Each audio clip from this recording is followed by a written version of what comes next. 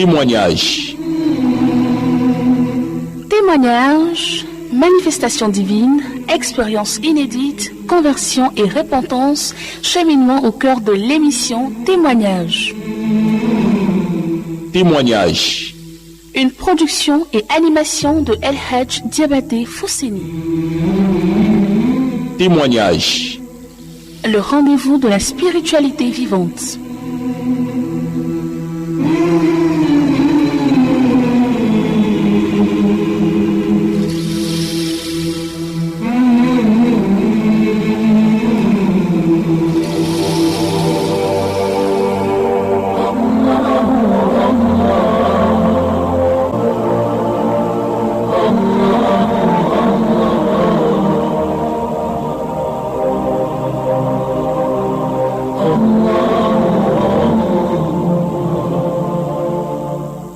أعوذ بالله من الشيطان الرجيم بسم الله الرحمن الرحيم الحمد لله رب العالمين حمدا كثيرا طيبا مباركا فيه. Mesdames, Mesdemoiselles et Messieurs, qu'il soit glorifié, magnifié, exalté, le Seigneur des cieux, Allah, maître du déterminisme universel et détenteur de toute majesté suprême, l'abondance de sa grâce et de sa miséricorde sur l'ensemble des prophètes et messagers, sur le prophète Mohammed sallallahu alayhi wa sallam, venu avec le verbe éclairant de la vérité féconde pour nous aider à sortir des bas-fonds de l'obscurantisme intellectuel, la disette morale et la léthargie spirituelle, et accepter de recevoir chez vous la salutation des habitants de paradis, une salutation qui transcende toute barrière linguistique.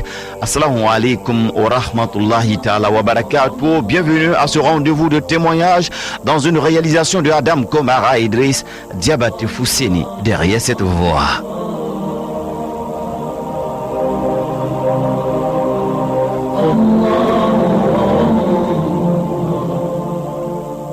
Seigneur mon Dieu, aujourd'hui encore nous ferons incursion au cœur d'un monde sensible. Nous effleurerons cette réalité qui fait couler beaucoup d'encre et de salive. Des sujets pour lesquels certains appellent aux représailles. Faisons-le taire.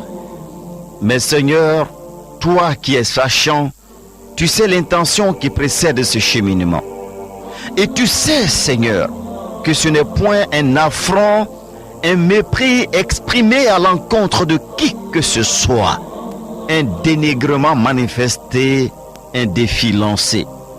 Non, Seigneur, agir dans ce sens, ce serait jouer au rabais et galvauder la pureté de ton message.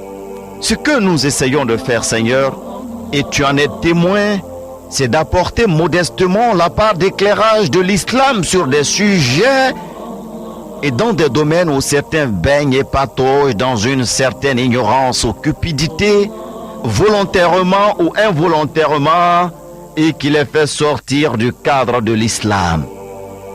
Oui, Seigneur, mon Dieu, pour notre formation académique, après avoir fait des études supérieures en droit international public, nous aurions pu être dans une institution internationale, un cabinet ou un ministère, ce qui n'est pas à écarter pour l'enrichissement de l'expérience. Mais si tu as voulu que nous soyons là, ce n'est certainement pas pour la forme, pour jouer à la courbette. Ce n'est certainement pas pour camoufler la vérité, ce n'est certainement pas pour de la figuration. À quoi aurait servi ce passage ici si nous voilons certains faits pour faire plaisir aux autres? Si nous effleurons les choses à la superficie en laissant nos masses dans l'ignorance et l'égarement. Le dire ainsi ne fait pas de nous un éclairé, mais c'est seulement le poids de la responsabilité. Ce poids qui vous arrache parfois le sommeil à la question du que faire, comment agir quand vous voyez l'enjeu de la mission, le nombre de personnes en cause, les risques même de représailles, les menaces exprimées ou voilées. Mais après, vous vous posez un certain nombre de questions. Suis-je immortel et éternel? Suis-je digne d'être là si j'opte pour le mutisme en laissant les masses s'enfoncer? N'aurais-je pas démissionné? N'aurais-je pas trahi mon serment? Seigneur, je te supplie de m'arracher la force et l'opportunité de poser la moindre action, même dans ma volonté sincère, et qui m'éloignera de ton agrément, de même que les autres de ta face éclairée. Allahumma amin. Démonisme, mysticisme satanique, fétichisme. La note d'aujourd'hui est encore aigre, mais l'objectif est celui clairement exprimé dans le Saint-Coran à la sourate 43 au verset 62. Que le diable ne vous détourne point, car il est pour vous un ennemi déclaré. Le diable est pour vous un ennemi. Prenez-le donc pour un ennemi. Il ne fait qu'appeler ses partisans pour qu'ils soient des gens de la fournaise. Sourate 35, verset 6. Et vous, voulez-vous être des alliés du diable? Alors que le Coran nous dit à la sourate 59 au verset 21 que quand le diable dit à l'homme « mécrois », puis quand il a mécru, il dit « je te désavoue car redoute Allah le Seigneur des mondes ». Et ceci, le Coran n'est point la parole d'un diable banni. Sourate 81, verset 25. Tu vois comme le Coran est si éloquent et le diable le pire des traîtres, des hypocrites et des lâches. Bref de commentaires. Que les cœurs qui savent méditer méditent après que les oreilles qui savent entendre aient entendu. Des sujets sensibles, et nous l'avons dit. Incursion au cœur du monde invisible avec une personnalité qui en a fait toute une passion de vie et un cheval de bataille. Le cher Ben Alima Abdraouf, spécialiste de la Ruqya, science de désenvoûtement suivant la médecine prophétique. Vous avez déjà suivi maintes émissions venant de lui dans le monde de la sorcellerie et des djinns. Aujourd'hui encore, nous abordons des sujets presque similaires. Commençons par l'exercice de la sorcellerie. L'affaire pour faire du mal aux autres, l'affaire pour dire se frayer chemin. Que dire, que retenir?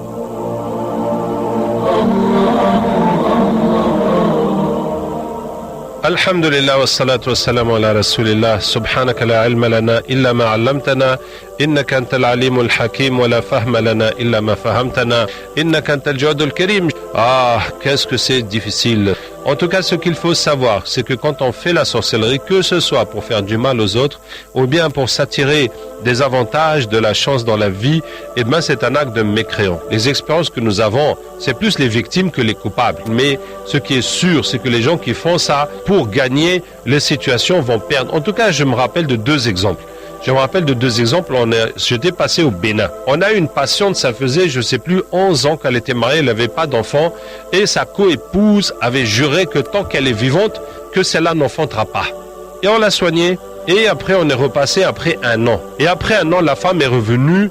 Elle avait accouché entre-temps, alhamdulillah, et sa coépouse était morte. Voyez-vous que la parole qu'elle a dit de sa bouche, que tant que je serai vivante, celle-là n'accouchera pas, Allah a réalisé sa parole. Elle est morte et l'autre a accouché. Donc voici une conséquence. Parce que vous savez, on reçoit les gens qui sont victimes. Les gens innocents à qui les autres ont fait de la sorcellerie, donc ils sont malades, etc. Mais quand quelqu'un n'est pas innocent et qu'on lui fait la sorcellerie, là ça devient autre chose. Et je vais vous raconter un exemple. On a eu quelqu'un qui est venu qui était fou, et sa famille était avec lui. Ils ont dit que bon, il était marabout. Donc il était marabout et puis brusquement il est devenu fou. Et quand on a amené les djinns qui étaient avec lui, les djinns ont dit mais nous on est musulmans, c'est vous qui nous avez convertis. Le monsieur faisait la sorcellerie, s'est converti, on s'est retourné contre lui, on l'a rendu fou. Maintenant vous voulez quoi? Voyez-vous? Donc ce qui l'a rendu fou, c'est les djinns qui travaillaient pour lui, qui se sont convertis et qui se sont retournés contre lui. Et c'est notre travail, puisque nous combattons les sorciers en brisant leur travail, en le retournant contre eux, c'est ça même qui a eu pour conséquence de le rendre fou. Et donc les djinns nous disent, mais maintenant vous voulez quoi? Maintenant lui la solution ce n'est pas le traitement, c'est le repentir. Puisque ce sont des djinns musulmans qui sont en train de le punir, donc il n'a qu'à se repentir, arranger sa situation avec Allah jusqu'à ce que Allah lui pardonne et puis les djinns musulmans vont le laisser. Donc ce que je veux dire, c'est que quand on est coupable de sorcellerie et que la chose se retourne contre la personne, là, ce ne sera plus de la rigolade du tout. Et on a cet exemple de la dame qui a juré que sa coépouse n'enfantera jamais tant qu'elle est vivante, et voilà que sa parole s'est retournée contre elle et elle est morte. Donc les conséquences de faire du mal sont terribles, parce que le dua en islam le plus accepté par Allah tabaraka wa ta'ala, c'est da'watul mazloum, le dua de l'opprimé. Que on t'a opprimé, on t'a fait du mal, et tu demandes à Allah de te venger, tu demandes à Allah la justice, parce que toi-même tu n'as pas pu obtenir justice, et avec les hommes, il n'y a pas moyen sur terre dans la justice des hommes que le droit soit fait. Et donc, c'est à Allah que tu demandes la justice. Ce dua est le dua le plus accepté dans l'islam, au point où Allah acceptera la prière d'un mécréant contre un musulman. Ça veut dire que si un musulman fait du mal à quelqu'un qui n'est pas musulman et que le non-musulman se plaigne à Dieu, puisque tout le monde connaît Dieu, bon, même si la façon de dire est différente, mais que la personne se plaigne et demande à Allah de faire la justice, Allah va punir le musulman qui a fait du mal au mécréant. Voyez-vous, à plus forte raison, si la personne à qui tu as fait du mal est un musulman et toi tu es allé t'allier avec le diable pour lui faire du mal, ça veut dire qu'à ce moment-là, quand il va faire dua pour qu'Allah te punisse, vraiment tu es foutu de tous les côtés. Qu'Allah nous en préserve. Ça, c'est les conséquences et alhamdoulilah. Bon, parmi les conséquences, j'ai un autre exemple qui nous est arrivé au Mali. Bon, c'est une dame et sa coépouse l'a fait accuser de sorcière, lui a fait plein de choses et de façon que son mari vraiment l'a détesté, que son mari l'a dénigré, que son mari lui faisait du mal. Et la pauvre est venue se soigner et en cours de traitement, il s'est passé quelque chose et le mari a tout découvert. Et le mari a découvert que c'est l'autre femme qui faisait la sorcellerie et qui la faisait accuser elle et qu'elle était innocente de tout. Et bien entendu, le mari s'est débarrassé de l'autre femme qui faisait la sorcellerie et qui martyrisait cette femme-là que nous avons soignée. Donc, voici les conséquences. Je vais dire d'une façon plus générale, en islam, d'après l'islam, Allah tabaraka wa ta'ala, jamais tu ne vas gagner quelque chose avec les péchés. Jamais le fait de désobéir à Allah et d'aller dans le sens du shaitan ne pourra arranger ta vie ou bénir ta vie. La seule chose qui peut améliorer ton existence, c'est la foi et les bonnes actions. Comme Allah tabaraka wa ta'ala dit, Man amila salihan min dhakarin aw untha wa huwa mu'min falanuhyiyannahu hayatan tayyiba. Quiconque fait le bien, homme ou femme en étant croyant, nous le ferons certainement vivre une bonne vie. Voilà. Plus, si tu veux que ta vie s'améliore, tu n'as qu'à améliorer ta foi et tes bonnes actions. Et la promesse d'Allah, elle va marcher comme une équation mathématique. Une équation mathématique, subhanallah, qui fonctionne à 100%, qui n'a jamais d'exception. 1 plus 2 égale 3. Et Allah dit la foi plus les bonnes actions égale la bonne vie. C'est ça. Donc tu augmentes ta foi, tu augmentes tes bonnes actions et le bien va augmenter dans ta vie sera de mieux en mieux en mieux. C'est comme ça que tu peux arranger ta vie. Et au contraire, plus tu vas faire des péchés, plus tu vas te condamner toi-même à souffrir. Comme Allah Ta'ala dit, وَمَا أَصَابَكُم مِّن مُّصِيبَةٍ بِمَا كَسَبَتْ أَيْدِيكُمْ وَيَعْفُو عَن كَثِيرٍ. Et tout malheur qui vous atteint, c'est à cause de ce que vos mains ont fait et il en pardonne beaucoup. Donc de faire du mal, ça ne pourra qu'augmenter tes malheurs et tes déceptions et ta tristesse et tes soucis dans ce bas monde.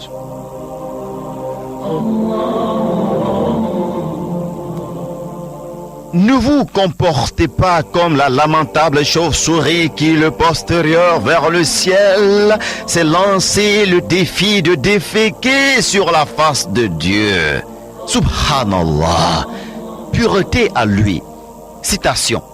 Les diables détournent certes les hommes du droit chemin, tandis que ceux-ci s'estiment être bien guidés. Sourate 43, verset 36.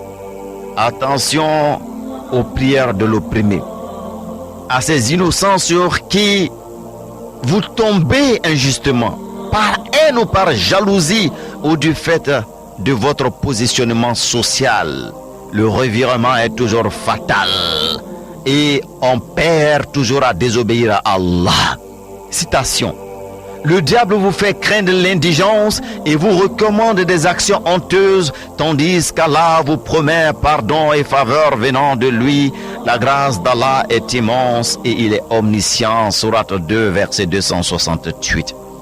Sacrifier des enfants, égorger, décapité sans anesthésie, le fruit de 9 mois d'espérance et de souffrance d'une mère, l'espoir d'une famille, l'avenir d'une nation, l'offrir en sacrifice à un démon. qui ne pourra pas s'arracher des flammes de l'enfer. Vendre donc son âme au diable pour une illusion de pouvoir et d'avoir, phénomène de brouteur, contexte d'élection politique, et pendant ce temps, tu tiens à ta vie et à celle des membres de ta famille.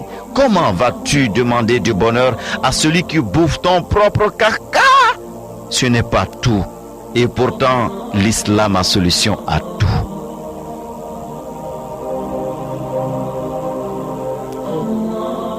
J'ai envie de donner un exemple qui nous est arrivé, les rituels. Il y a un djinn est venu, je dis oui, on veut savoir qu'est-ce que tu fais avec ce sang et pourquoi les gens te sacrifient des enfants. Il dit, ben voilà, si tu veux des avantages, si tu veux gagner dans la vie, tout, ben il faut donner le prix. Je dis, ah bon? Il a commencé à me proposer, et toi, est-ce que tu es intéressé, tu veux gagner quelque chose? Tu veux faire quoi de ta vie? Je dis, ah, bon ben, et si je veux être président alors? Il dit, oui, on peut faire. Je dis, il faut quoi? Il me dit, bon, il faut des bébés, il faut beaucoup de bébés, et puis il faut des albinos. Je crois qu'il m'a dit 38 albinos qu'il fallait, et plus combien de bébés, tout ça. Je dis, ah, donc si je te ramène tout ça, c'est bon, tu peux faire que je sois président? Il dit, oui. Je dis, bon, il y a combien de gens qui ont déjà accepté de faire ça avec toi et qui sont déjà en contrat avec toi? Il me dit 57. Je dis 57. Mais comment tu vas faire pour qu'ils deviennent tous présidents? Est-ce que vous voyez? Moi, je vais sacrifier 30 albinos pour devenir président, et toi, et l'autre, et l'autre, et l'autre, et finalement, ce sera qui alors? Voyez-vous? Et le jeune s'est mis à rigoler. Il dit non, mais il s'en fout complètement. Tout ce qui compte, c'est qu'on lui donne ses bébés et ses albinos, et puis c'est tout. Qui sera président, c'est même pas son affaire. Subhanallah. Et donc, c'est comme ça que ça marche. Les jeunes te donnent l'illusion que tu vas réussir en leur donnant des sacrifices, en leur donnant ça, alors qu'ils vont te donner rien du tout.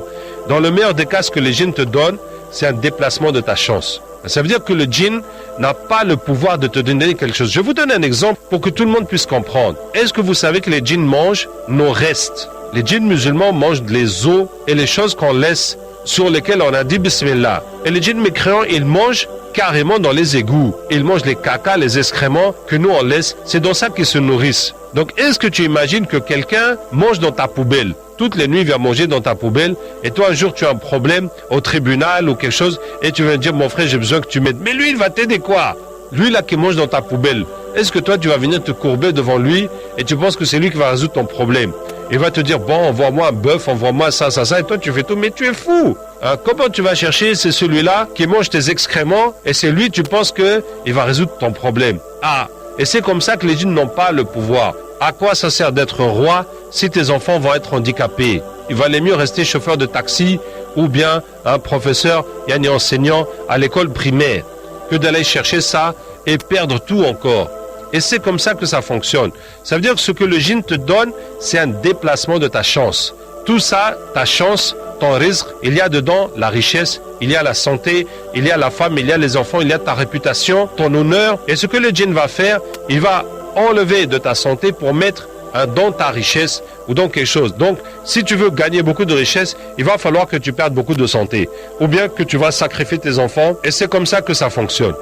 Un gris-gris qui te fait perdre la foi, si vous faites le shirk, dans un cadre professionnel ou familial, voisinage, yani pour faire, et ça c'est même pas pour faire du mal. Vous imaginez ça, c'est pour se faire du bien.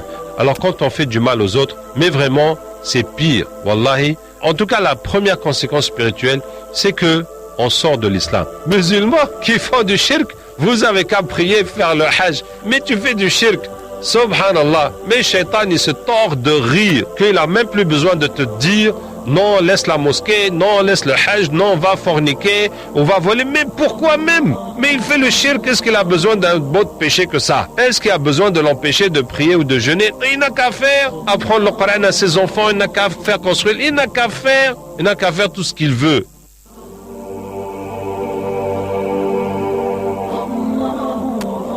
Illusion des illusions. Citation.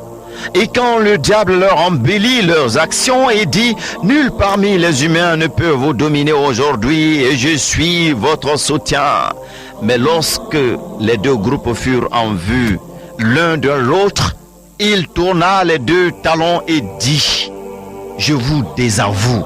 Je vois ce que vous ne voyez pas. Je crains Allah et Allah est dur en châtiment. » Sourate 8, verset 48. Fin de citation. Et la parole d'Allah sera inexorablement la plus haute et la plus forte et triomphante. Citation. Et quand tout sera accompli, le diable dira, certes, Allah vous avait fait une promesse de vérité, tandis que moi, je vous ai fait une promesse que je n'ai pas tenue. Je n'avais aucune autorité sur vous, si ce n'est que je vous ai appelé et que vous m'avez répondu. Ne me faites donc pas de reproches, mais faites-en à vous-même. Je ne vous suis d'aucun secours et vous ne m'êtes d'aucun secours. Je vous renie de m'avoir jadis associé à Allah. Certes, un châtiment douloureux attend les injustes, les associateurs. Sourate 14, verset 22. Oui, le diable te reniera le jour de la résurrection devant Dieu, sauf repentance sincère de ta part, manque de foi, ignorance et même cupidité.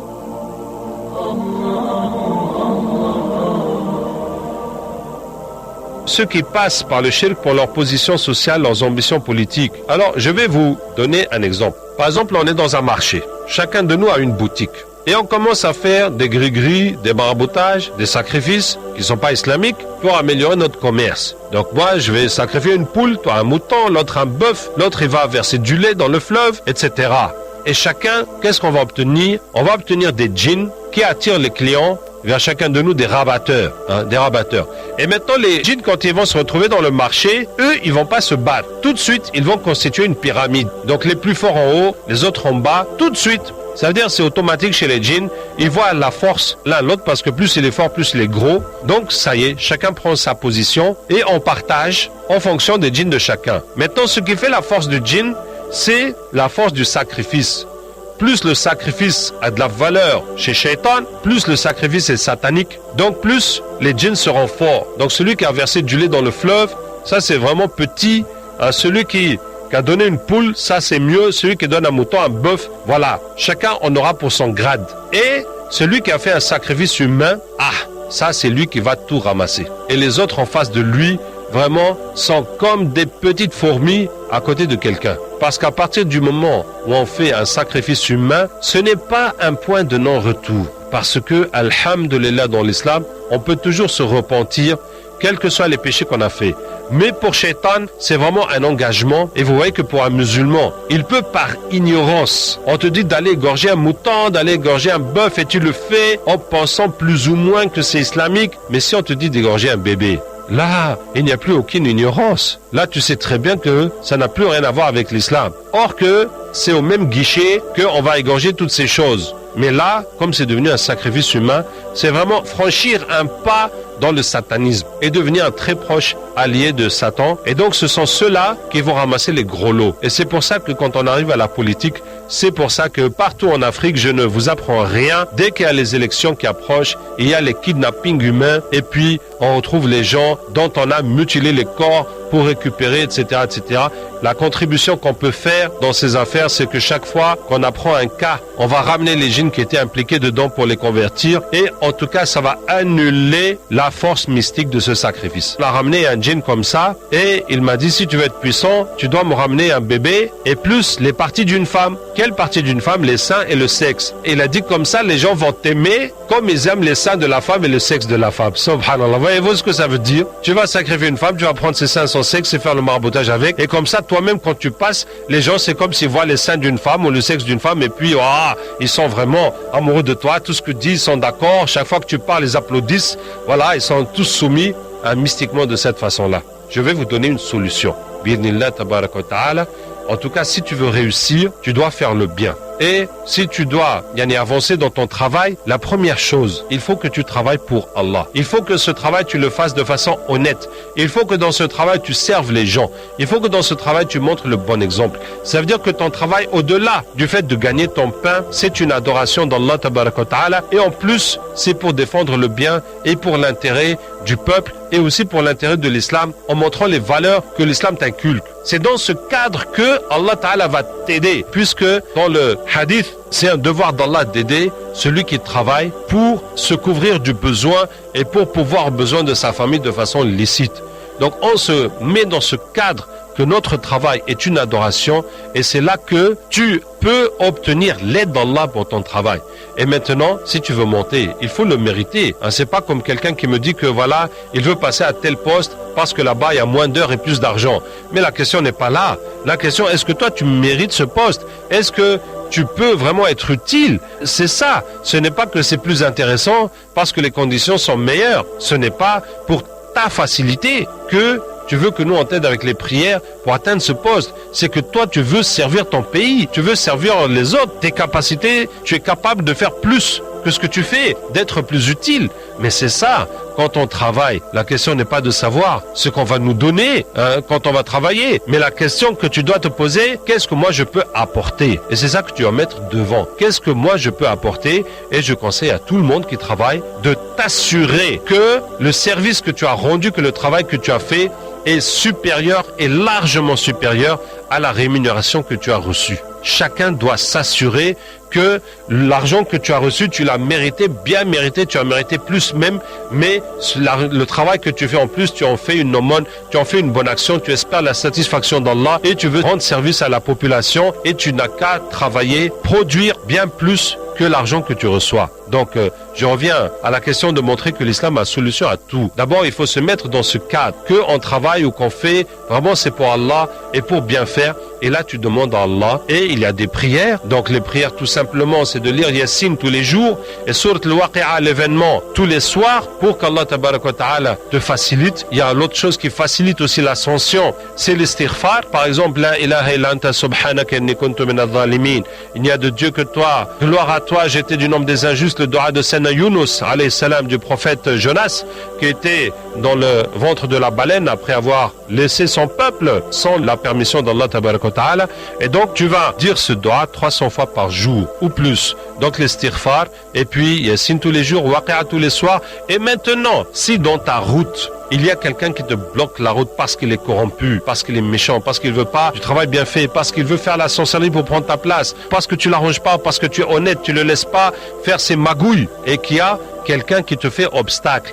Maintenant, tu vas le combattre avec toute la foi que tu as. Parce que c'est pas seulement un obstacle personnel contre toi, c'est ce genre de personnes qui asphyxient le pays. C'est ce genre de personnes qui veulent s'accaparer des biens public ou privé, qu'importe, même si c'est une société privée, et qui empêche les gens capables et méritants de passer devant et de prendre les responsabilités, et donc qui maintiennent tout le système de la corruption, et c'est ça qui mine l'Afrique d'une façon générale, l'Afrique noire, ou partout dans l'Afrique noire, on voit une contradiction flagrante entre les richesses naturelles et puis la réalité sociale et économique du pays. Donc, si dans ta progression, tu rencontres, tu croises quelqu'un comme ça qui te bloque, qui t'empêche d'avancer, tu vas utiliser toutes les prières et la force mystique que tu peux pour le combattre. Et je vais vous donner 2 façons de faire pour ça. Wallahi, les sorciers, les méchants ont des points faibles et on veut que tout le monde les connaisse. Pour qu'avec ta foi, ça veut dire que celui qui fait la sorcellerie, il a réussi à te montrer devant tes yeux, dans ton corps, dans ta vie, il t'a montré la puissance du diable. Il t'a montré ce que lui, il est capable de faire en s'alliant avec le diable. Et c'est à toi maintenant, la balle est dans ton camp pour lui montrer la puissance d'Allah. Maintenant, toi aussi, tu dois lui montrer ta prière, ton Coran, ta foi. Ça sert à quoi? Ça peut faire quoi? Quel est le résultat de cette prière? C'est comme ça, mes frères. Il faut qu'on leur montre la puissance d'Allah. Parce que eux nous ont montré la puissance de Shaitan. Et on ne va pas rester comme ça, debout comme des pantins. Et puis ils vont nous abattre et nous exterminer les uns après les autres. Non. Allah veut que sa parole soit la plus haute. Et Allah dit, Wa kana haqqan alayna nasrul mu'minin. C'est notre devoir d'aider les croyants. Wa antumul a'launa in kuntum mu'minin. Et vous êtes les plus hauts si vous êtes croyants. Et Allah nous dit, faqatilu awliya ash-shaytan. Combattez les alliés du diable. Donc on doit les combattre. Ils nous ont combattus mystiquement, on va les combattre spirituellement avec les prières. Donc voici la prière que je vous propose de faire. On appelle ça la prière de malédiction. Ça consiste à faire 11 rak'at après Isha. Prenez note. Tu fais 11 rak'at normalement, 2, puis 1, le chef est inclus dedans. Chaque rak'at après la Fatiha, tu vas lire ce verset. Rabbana atihim dha'afayni min al-'adhabi wal'anhum la'nan kabira. Seigneur, donne-leur un châtiment double et maudis-les d'une grande malédiction. C'est dans Surat al-Ahzab, la Surat 33, le verset 68. Le verset 68 de la Surat 33, Rabbana atihim dha'afayni min al-'adhabi wal'anhum la'nan kabira. Seigneur, donne-leur un châtiment double et maudis-les d'une grande malédiction. Tu vas lire ça à chaque rakat après la Fatiha 100 fois. Tu vas compter avec le chapelet. et ça va te prendre 1h30, c'est fatigant, hein, ça va t'emmener au bout, ça va t'emmener à la limite de tes forces, mais tu vas lutter, c'est un combat pour prier Allah tabaraka wa ta'ala de faire sa justice et de déblayer le terrain devant toi et de dégager ces corrompus, ces méchants qui te bloquent et qui bloquent le pays. Donc tu vas le faire. Une fois que tu as fait ça, tu vas chercher dans ton rêve, tu vas demander à Allah de te le ramener spirituellement dans ton rêve et de te donner la force de le vaincre. À cet égard, je vais vous raconter un exemple qui a été rapporté par le prédicateur Kouchk, c'est le plus grand prédicateur du monde arabe qui est décédé, Allah yarhamou, qui était en Égypte et qui a laissé plus de 1000 cassettes de ses enregistrements de Jumu'ah. Et il a raconté une histoire qu'il y avait quelqu'un qui a travaillé pour un riche. Après avoir fini de travailler, le riche là lui a dit bon c'est bon tu peux te dégager, et il a refusé de le payer. Et quand le riche s'est endormi la nuit, il a vu le pauvre qui est venu avec un sabre et qui lui a tapé la tête, qui lui a cassé la tête. Et le riche s'est réveillé, il était paralysé et ne pouvait plus bouger du lit. Et jusqu'au matin, il a demandé qu'on aille chercher le pauvre, et le pauvre est venu, il lui a dit c'est bon je vais te donner ton salaire. Et le pauvre lui a dit toi tu comprends qu'avec le sabre, ce n'est qu'avec le sabre que tu comprends. Donc regardez l'exemple de comment la puissance d'Allah et comment le doigt de l'opprimé, celui à qui on a fait la justice, qu'on a écrasé comme un ver de terre en pensant qu'il ne pourra rien faire, voilà comment Allah l'a aidé pour avoir le dessus. Voilà. Donc l'islam a solution. Tu dois travailler pour Allah, travailler le bien et montrer les bonnes qualités de l'islam et être sûr que dans ton travail, tu rends plus service que la chose que tu reçois, que le salaire que tu reçois. Et si quelqu'un te bloque, que ce soit mystiquement ou que ce soit par voie de corruption et d'abus de pouvoir, tu vas demander à Allah sa justice et d'écarter cette personne.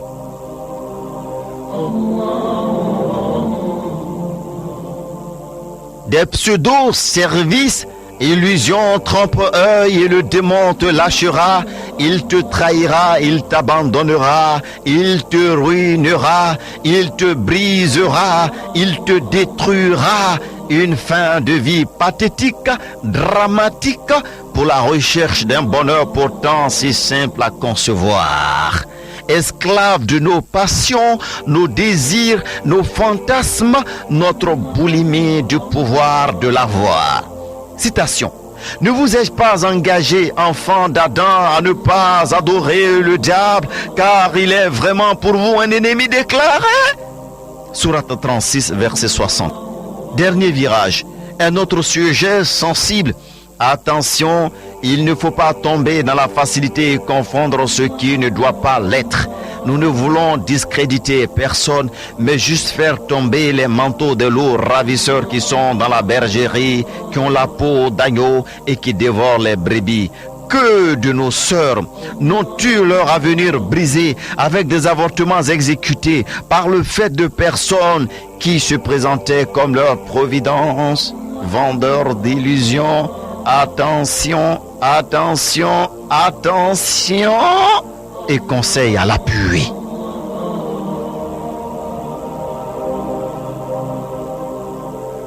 Manque de foi, ignorance, et les gens se font arnaquer, les gens se font complètement arnaquer par les djinns. Combien de fois je ramène les djinns, et les djinns ils sont tellement simples d'esprit, avec tous mes respects pour les djinns, mais c'est comme ça qu'Allah Ta'ala a constitué leur monde, et il vient de dire qu'est-ce que je fais ici, pourquoi tu m'as ramené? Je dis bon, il paraît que tu travailles avec les humains. Il dit oui.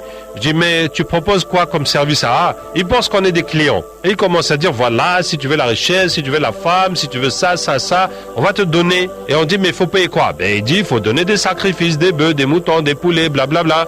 Après je dis et quand vous allez nous rendre ces services, en échange vous prenez quoi? Il dit non, ça c'est le secret. Je dis mais pourquoi le secret? Il dit mais non, on ne doit pas dire ça, sinon les gens ne vont plus venir chez nous.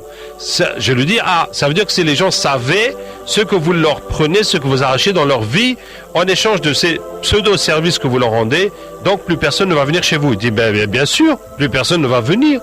Je dis mais c'est quoi? Il dit mais non, je ne peux pas dire devant les gens. Je dis c'est pas grave, dis dans mon oreille. Et je rapproche mon oreille, je mets le micro et il dit, tout le monde entend. Mais c'est comme ça les djinns, ils sont faciles à... Bon, est-ce que je dirais manipuler? En tout cas, ils sont faciles à gérer. Et donc il dit oui, on rentre dans leur vie, on les marie, on prend leurs enfants, on prend leur santé, et même l'argent qu'on leur a donné, on va tout reprendre. Mais l'exemple que j'ai envie de vous donner, c'est que j'étais à Madagascar. Et il y avait un endroit où il y avait un volcan qui avait éclaté il y a plus d'un siècle, il y a plus de 100 ans, un volcan est sorti là-bas. Et on est allé parce que les gens du village ils continuaient à faire des sacrifices au volcan. Et on est monté, et puis il y avait les djinns. Ils ont dit oui, nous, on dit aux gens du village de nous faire des sacrifices, sinon on va faire sortir le volcan. Mais est-ce que vous pouvez faire sortir le volcan? Ils disent mais non, pas du tout. Nous, on est juste assis là pour prendre les sacrifices. Donc vous voyez l'arnaque. C'est comme si moi je vous dis, allez, tous les Ivoiriens, chacun doit me donner 1000 francs, sinon la foudre va descendre et brûler tout le pays. Et tout le monde me donne. Est-ce que moi je peux faire descendre la foudre ou empêcher la foudre de descendre? C'est juste un arnaque. Et puisque les gens croient, ils vont continuer à me donner 1000 francs chaque année. En comptant les Ivoiriens, ça va me faire, machallah, 10 milliards ou 12 milliards. Et donc voilà, chaque année, je mets tout cet argent dans ma poche. Et il n'y a ni foudre ni rien du tout. C'est juste un arnaque. Subhanallah. Donc le manque de foi et la stupidité des gens qui croient aux djinns, qui croient aux promesses des djinns, et manque de foi. Parce que si on a l'islam, on va accepter sa situation. Je vous dis, les djinns, c'est pas que c'est un péché qui va te rapporter quelque chose. Non seulement c'est un péché, ça te fait sortir de l'islam, mais en plus, ça te rapporte rien, ça ne va pas avancer quelque chose dans ta vie. En tout cas, comment un retour à la pureté de l'islam peut contribuer à les rendre heureux. Et à vrai dire, je vais parler d'être heureux parce que, alhamdulillah, depuis que j'étais petit avant l'islam, j'étais heureux et je voyais que le bonheur était très simple et en tout cas, j'avais une certitude que ce n'est pas l'argent qui fait le bonheur. Que le bonheur, voilà, j'ai mon papa, alhamdulillah, qui est riche depuis que je suis petit, parce qu'au jour d'aujourd'hui, il est le plus grand avocat de Tunisie, alhamdulillah. Mais, par exemple, depuis qu'on est petit, tous les dimanches, mon papa est au bureau. Et donc, il n'a jamais le temps pour nous. Et alors que c'est un bonheur de passer du temps avec ses enfants, de leur raconter des histoires, de les sortir, de les balader, de leur faire découvrir les choses, de jouer avec eux. N'est-ce pas que c'est un bonheur? Et c'est gratuit, hein? Tu as besoin de payer quoi? Pour raconter des histoires à tes enfants, leur parler de toi-même, tes parents du village, de comment tu as grandi, les leçons que tu as eues dans la vie et tout ça. Mais c'est du bonheur. Ça va rapprocher de toi tes enfants. Et plus ils grandissent, tu pourras continuer à les éduquer, à les orienter dans la vie, etc. Or que, voilà, quand on a grandi, moi et mon frère, chacun a pris son chemin. Et c'est là que mon papa n'était pas content. Il dit non, c'est pas comme ça la vie. Ah, c'est maintenant que tu viens nous montrer la vie. Mais avant, tu étais où? Voyez-vous? Et quand tes enfants suivent un chemin que tu n'acceptes pas, il y a quel argent qui peut te les ramener?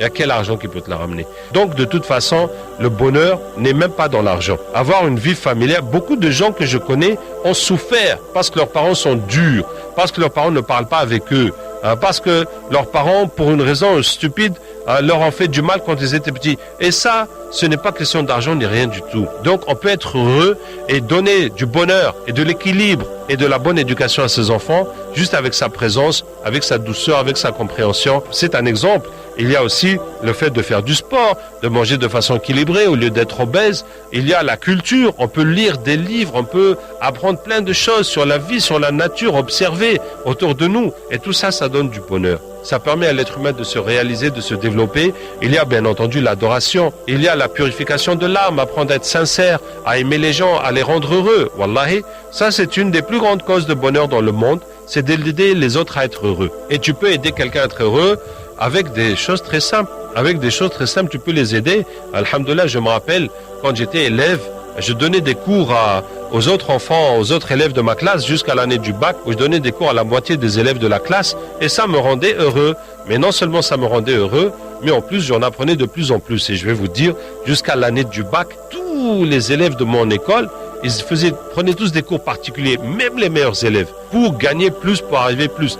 Et dans tous les groupes de cours particuliers, quand il y avait un exercice qu'ils ne trouvaient pas, ils me l'envoyaient. Et je les résolvais par la grâce d'Allah Tabarak wa Ta'ala, et ils retournaient à leur professeur pour dire voilà la solution de l'exercice. Alhamdulillah. Donc le fait d'aider les autres, ça m'a permis moi-même de connaître tout, je vous dis, jusqu'à ce que l'année où j'ai passé le bac en 1986 en Tunisie, il y avait une erreur dans l'énoncé de mathématiques et je l'ai corrigée. Alhamdulillah. Plus tu vas aider les autres à être heureux, à réussir, plus Allah va t'en donner. Puisqu'Allah dit Wallahu fi auni al-abdi ma kana al-abdu fi auni akhi. Allah aide la personne tant que la personne aide son frère. Et dans ce hadith, il y a un secret, il y a un sens que presque personne n'a compris.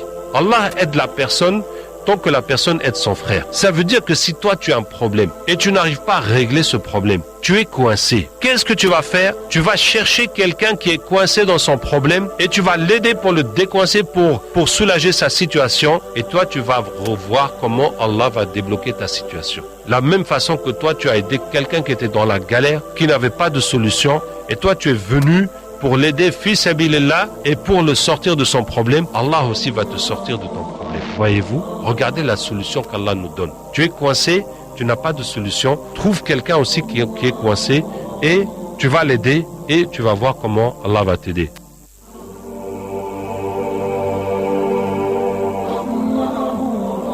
L'amour de l'argent et la zina, c'est-à-dire la fornication et l'adultère, que de ravages dans nos communautés, même là où nous disons n'être que les apôtres de Dieu, et Allah seul sait.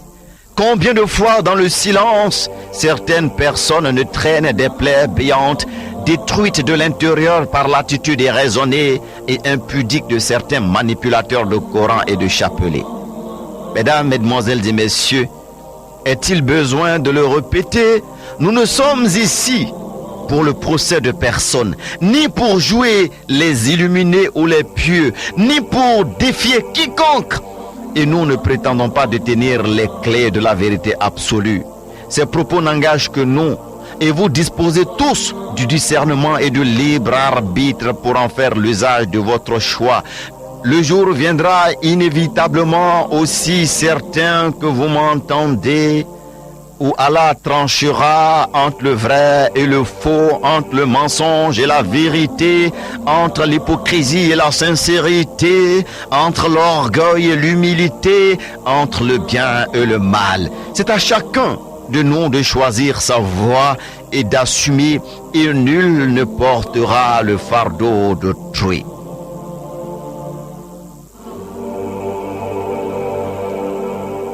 Beaucoup de femmes se laissent avoir aujourd'hui par ces histoires de chèques qui abusent d'elles, grossesse et avortement pour certaines, et ils disent avoir des zikrs pour se faire pardonner, que cela bénit les générations de ces femmes. Et qu'Allah ait pitié de nous. Ça vraiment c'est la ruse de Shaitan. Et que ce soit dans la ruqya, que ce soit pour un avocat, pour un médecin, que ce soit dans n'importe quel travail pour les taxistes, il y a deux tentations qui sont l'argent et les femmes. Ils sont l'argent et les femmes. Et même dans la religion, ce n'est pas d'aujourd'hui. Allah Ta'ala nous raconte une histoire dans le Coran. Raconte-leur l'histoire de celui à qui nous avons donné nos signes et il en est sorti. C'est un homme qui avait le droit accepté et bref, Shaitan lui a fait une ruse de soigner une fille. Finalement, il a couché avec elle, puis il l'a tuée. Et quand il l'a tuée, la famille a découvert, ils l'ont pris, ils l'ont crucifié. Et quand ils l'ont crucifié, Shaitan lui a dit, c'est moi qui t'ai fait tout ça, tu n'as qu'à te prosterner devant moi pour que je te sorte de là. Il s'est prosterné devant le Shaitan et il est mort. Et voyez comment la dégringolade, quelqu'un, depuis que cette doigt a été acceptée, et il est mort en se prosternant à Satan. Donc, n'y croyez pas du tout. N'y croyez pas du tout. Et moi, je conseille à toutes les filles qui ont été abusées par ces chers de ne pas fermer leur bouche et d'aller crier ça partout. Parce que c'est votre silence qui les arrange. Et après vous, ça ne va pas cesser. Ils font ça de façon systématique. C'est leur travail toute l'année. Et parce que personne ne parle, chacun a honte, ça ne fait que continuer. Il n'y a pas de zikr pour se faire pardonner. Il n'y en a pas. Il n'y en a pas. Ce n'est pas les zikr. Quand le prophète sallam dit, celui qui dit astaghfirullah al-azim alladhi la ilaha illa huwa al-hayy al-qayyum wa atubu ilayh, que Allah lui pardonnera tout. Mais ce mot-là, ça dit quoi? Je demande pardon à Allah l'immense. Il n'y a pas de Dieu que lui et je me repens à lui. Donc tu dois te repentir et tu dois revenir dans le tawhid et tu dois demander pardon à Allah. Mais tu le dis sans y croire. Tu crois que la parole va marcher? Est-ce que c'est possible? Nous, êtres humains, ça ne peut pas marcher. Quelqu'un te vole ton argent, te dit ouais, tu m'excuses, hein. Mais comment ça? Mon argent, il est où d'abord? Et comment ça, tu m'excuses? Mais il faut me rendre mon argent. Et c'est pas comme ça. Hein? Et tu continues, puis chaque fois tu dis je m'excuse, hein. Mais comment ça? C'est pas possible. Mais nous, êtres humains, on ne peut pas se faire arnaquer de la sorte. Ce n'est pas Allah Ta'ala qu'on va embobiner avec quelques zikr, avec quelques trucs, et par derrière tu es en train de faire des péchés et tu programmes pour continuer les péchés, et puis tu mens. Tu dis que ça va bénir les générations de ces femmes. Quelle génération? Le zina va bénir? Le zina va bénir, mais jamais de la vie. Puisque le prophète sallam dit que quand tu dors avec ta femme, si tu dis le dua Bismillah, Allahumma jannibna shaitan wa jannib shaitan ma razaqtana, ya Allah, écarte de nous le shaitan, écarte shaitan de l'enfant que tu nous donneras. S'il y a un enfant, Shaitan ne pourra pas le toucher. Ça veut dire que même avec ta propre femme, si tu ne dis pas Bismillah, Shaitan va participer avec toi. Que dire quand c'est le zina? Quel genre de bénédiction? Jamais, jamais, c'est que du mensonge. c'est que du mensonge et de l'abus. Et wallahi, je vous demande à toutes celles qui sont victimes de cela de le crier haut et fort, que tout le monde sache qui sont ces gens et que aussi bien les autorités religieuses, maintenant les autorités civiles prennent position et décident qu'est-ce qu'il faut faire pour ces gens-là. Je vais vous conseiller comment on reconnaît ce qui est haram, ce qui est shirk. Il y a 4 pratiques de shirk qui existent chez les musulmans. La première, c'est les sacrifices pour les djinns. Les sacrifices, c'est une adoration. Égorger une bête pour Allah est une adoration. Et si on l'égorge pour quelqu'un d'autre qu'Allah, c'est aussi une adoration pour cette autre chose. Donc le sacrifice, c'est une adoration. Allah dit « Qul inna salati wa nusuki wa mahyaya wa mamati lillahi rabbil alamin » dit « Ma prière, mon sacrifice, ma vie et ma mort sont pour Allah, Seigneur des mondes, seul sans associer les l'ordre que j'ai reçu et je suis le premier à me soumettre. » Le sacrifice est une adoration. Comment adorer Allah avec un sacrifice?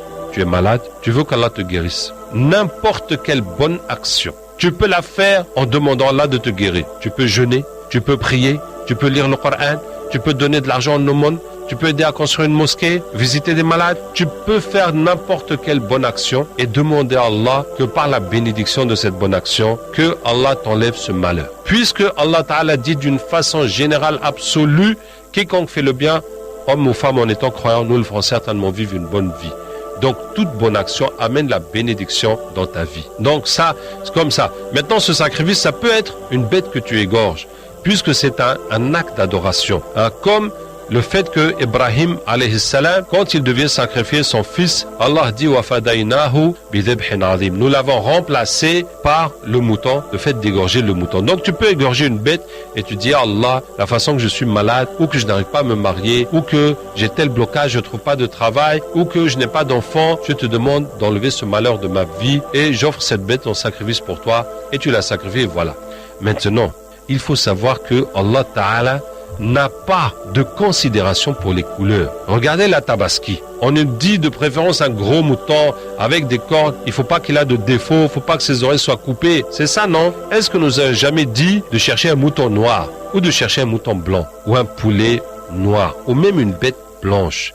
Donc si c'était quelque chose qui valait chez Allah, mais on le saurait dans la religion, ou bien est-ce que quelqu'un d'autre que le prophète sallallahu alayhi wa sallam va nous dire ce qu'Allah aime ou ce qui compte chez Allah? C'est pas possible. Si l'islam ne nous a pas enseigné quelque chose, personne ne va nous dire aujourd'hui que Allah aime les moutons blancs alors que on n'a pas ça, n'est-ce pas? Si on vous demande de verser le lait dans le fleuve ou de verser la nourriture sur la route, ça c'est du gaspillage qui est condamné par l'islam. En aucun cas ce n'est une aumône, ça c'est une offrande au djinn. Donc ça c'est la première chose dans le shirk. Maintenant, si on vous dit que tu dois chercher 7 grains de cola, 1 kilo de sucre et trouver un jumeau pour lui donner, des jumeaux pour leur donner en aumône, en tout cas ça, je ne vois pas l'intérêt. Et en quoi c'est ça qui va enlever telle maladie? En tout cas, tant que ce n'est pas quelque chose d'interdit, il n'y a pas de problème. Mais ce qui est sûr, c'est que l'aumône, c'est seulement les pauvres à qui on doit donner. Alors que les mendiants, presque toujours, sont des professionnels. Ça veut dire un mendiant qui te dit, s'il te plaît, j'ai faim, tu lui donnes 1000 francs, il va aller, il va continuer toute la journée, s'il te plaît, j'ai faim. À la fin de la journée, il va compter sa recette. Donc ce n'est pas une question d'avoir faim ou de ne pas avoir faim, c'est son travail qu'il est en train de faire. Sinon, dès que tu lui donnes 500 francs, mais ça lui suffit pour manger la journée, il va rentrer chez lui. Mais ce n'est pas le cas, on le sait tous, que les mendiants comme ça, c'est des professionnels. Donc si tu veux faire une aumône pour que Allah t'aide, comme dit le prophète sallallahu alayhi wa sallam, choisissez où vous allez mettre vos aumônes. Choisissez la chose qui compte. Essayez de connaître une famille que tu connais qui est réellement dans le besoin et au lieu de leur donner des colas ou 1 kilo de sucre, donne-leur de l'argent pour qu'ils payent la scolarité de leurs enfants ou pour qu'ils payent leur loyer ou pour qu'ils arrangent ce qu'ils ont des médicaments ou de quoi ils ont vraiment besoin. Que de leur donner quelque chose vraiment d'insignifiant et que tu penses que c'est ça qui va résoudre ton problème. Bon, maintenant, la deuxième shirk, c'est utiliser les noms des djinns. Et pour ça, je vous dis, il n'y a pas de dhikr secret. C'est vrai que le nom d'Allah, on ne le connaît pas. Mais le nom d'Allah, c'est parmi les 99 noms. C'est pas on va me dire Baddouh, on va me dire Qatmir, on va me dire Srafa Yayil, on va me dire Hou, on va me dire des choses comme ça qui n'ont aucun sens. Et puis on va dire que c'est ça les noms d'Allah secrets qui va te ramener. Pas du tout. Chaque fois que on a affaire à ces noms bizarres, c'est les djinns, c'est les shayatines qui sont derrière. Et non croyez pas un mot que c'est le nom d'Allah en araméen ou en syriaque ou en je ne sais pas quelle langue bizarre.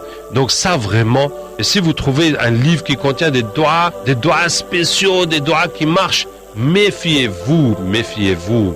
Il n'y a pas mieux que les doigts qui sont dans le Coran et qui sont enseignés par le prophète sallallahu alayhi wa sallam. Et quand on dit que c'est un doigt qui marche, là où le Coran et le hadith n'ont pas marché, ça sent vraiment l'arnaque, ça sent vraiment le danger. En tout cas, dès qu'il y a des noms incompréhensibles, ne faites jamais ça. Le troisième shirk, c'est les bagues et les bracelets de chance et de protection. Donc si on te dit que petit, prends cette bague, ça va te protéger, ça va te porter chance, tu peux être sûr et certain que c'est la sorcellerie qui est dedans. Et ce n'est en aucun cas le nom d'Allah qu'on a mis dans la bague ou la bénédiction qui est dans la bague. Et le quatrième, c'est les gris-gris. J'en ai suffisamment parlé aussi. Si tu es intéressé par la spiritualité, la première chose, c'est de laisser les péchés et de faire les obligations. Et ensuite de faire des nafilas.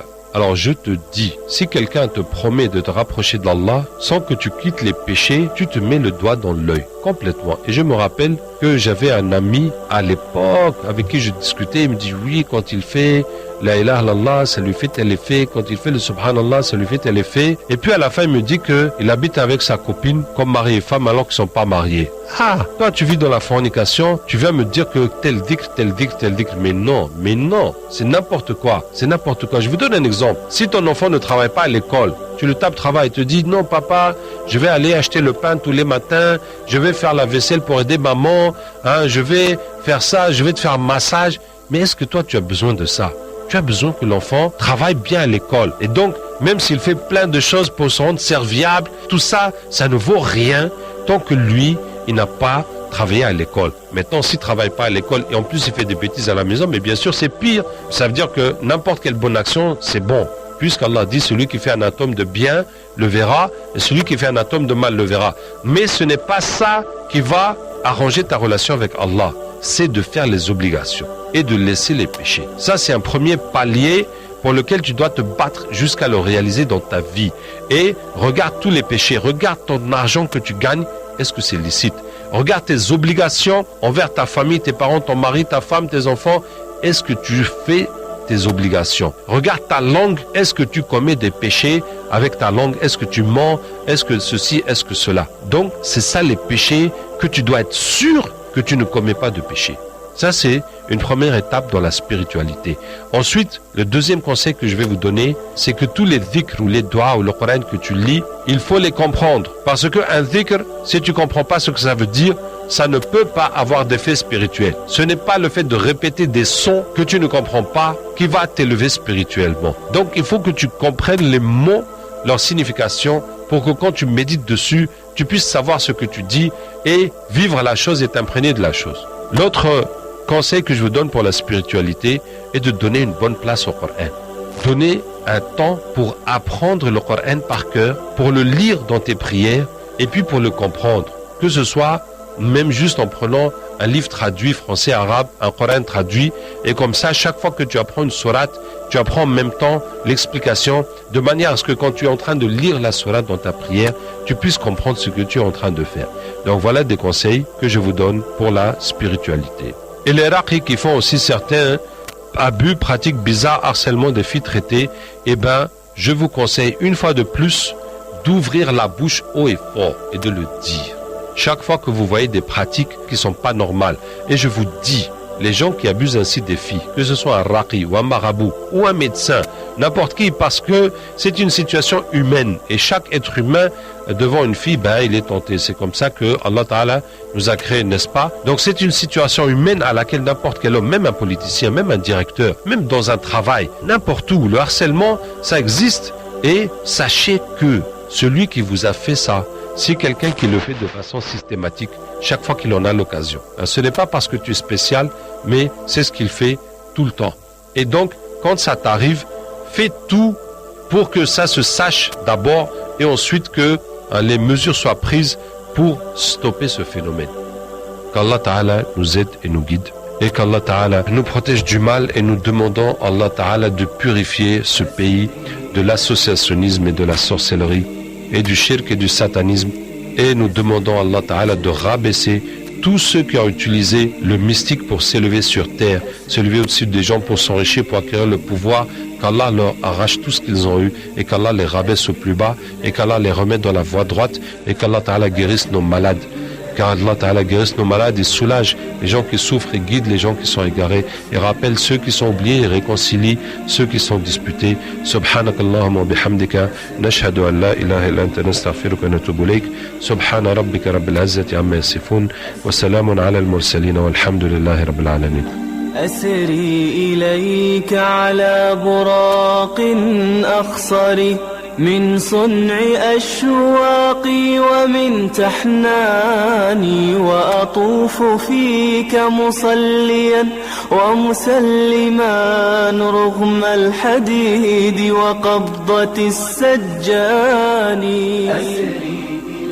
Vous ne pouvez pas comprendre pourquoi nous insistons sur ces émissions. Quand après chaque élément, ce sont des femmes mariées qui vous appellent en larmes pour vous dire « Oui, pour le problème d'enfantement, je me suis laissé laver par tel homme mystique. J'ai eu des rapports sexuels avec tel individu. » Des hommes et des femmes qui vous disent « Ma maison est remplie de cri-cri, comment m'y débarrasser ?» Des personnes qui vous disent « J'ai fait tel sacrifice et depuis lors, je ne dors plus, j'ai perdu tous mes biens. » Et pour toutes ces personnes dans l'ignorance, nous serons coupables de ne pas jouer notre part de responsabilité. Et dans la même dynamique, des informations nous étaient parvenues d'un individu qui se faisait passer pour un raki, un spécialiste des guines et qui disait collaborer avec la radio Al-Bayan, profitant de cette arnaque pour avoir des rapports sexuels avec des femmes, disant que c'était l'exigence de leur guine pour les faire partir de leur corps, subhanallah, avant de disparaître dans le vent. Ne vous faites pas arnaquer parce qu'on aurait dit le nom de Radio Al-Bayan ou d'un imam ou d'une association quelconque. Nous nous désolidarisons de toute pratique contraire aux principes de l'islam, toute arnaque et fantasme avec les femmes sous prétexte d'un quelconque traitement. La radio Al-Bayan a ouvert la route à certaines cellules de la Ruqya pour orienter les gens vers les solutions islamiques et les aider à sauver leur âme des pièges du pacte avec le diable par des pratiques qui n'étaient pas saines. Et partout où vous douterez d'un quelconque traitement, d'une quelconque pratique ou attitude, signalez-les non. Car il ne faut pas laisser des profiteurs venir salir le nom de toute une corporation de serviteurs sincères. Et beaucoup de marchands d'illusions passent chez certains avec le nom de la radio, se présentant même parfois sous le nom de certains agents ou consultants de la radio. À tout cela, repentez-vous avant que la colère d'Allah et l'humiliation ne s'abattent sur vous. Nous avons considéré l'œuvre qu'ils ont accomplie et nous l'avons réduite en poussière éparpillée, a dit le Coran à la sourate 25 au verset 23 et à la sourate 17 verset 81 à 82. Il est dit la vérité, l'islam est apparu, le mensonge s'est éclipsé car l'erreur est destinée à disparaître. Nous faisons descendre du Coran ce qui est une guérison et une miséricorde pour les croyants. Cependant, cela ne fait qu'accroître la perdition des injustes. Fin de citation. Mesdames, mesdemoiselles et messieurs, prions. Jeûnons pour que soient détruits et déracinés les piliers du satanisme et du démonisme en Côte d'Ivoire. Avec eux, les démons et leurs suiveurs, sauf repentance sincère et agrément d'Allah. Si nous avons blessé quiconque, Allah est témoin que telle n'était pas notre intention et nous demandons humblement pardon. L'islam est trop noble pour la réduire à notre moi personnel. Gloire à Allah et que la parole parfaite de Dieu triomphe. A'udhu billahi minash shaitanir rajim. Bismillahirrahmanirrahim. Je cherche protection contre Satan, le banni, le lapidé, auprès d'Allah, le tout miséricordieux par essence et par excellence. Mesdames, mesdemoiselles et messieurs, merci à toutes et à tous de nous avoir suivis. Vos témoignages seront également les bienvenus au 03 69 70 00 03 69 70 00. À la semaine prochaine, Inch'Allah. pour un autre rendez-vous. Cette fois-ci, nous parlerons de la conversion d'un frère guéri à l'islam, Inch'Allah. D'ici là, que Allah veille sur nous et nous protège. La hawla wa la quwwata illa billah. Il n'y a de force ni de puissance qu'en Allah. En Allah, je vous aime.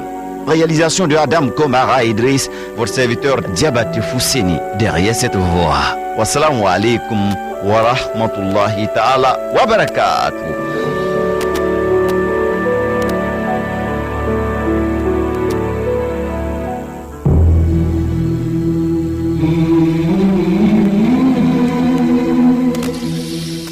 Vous avez suivi votre émission Témoignage. Témoignage. Une production et animation de El Hadj Diabaté Fousseni.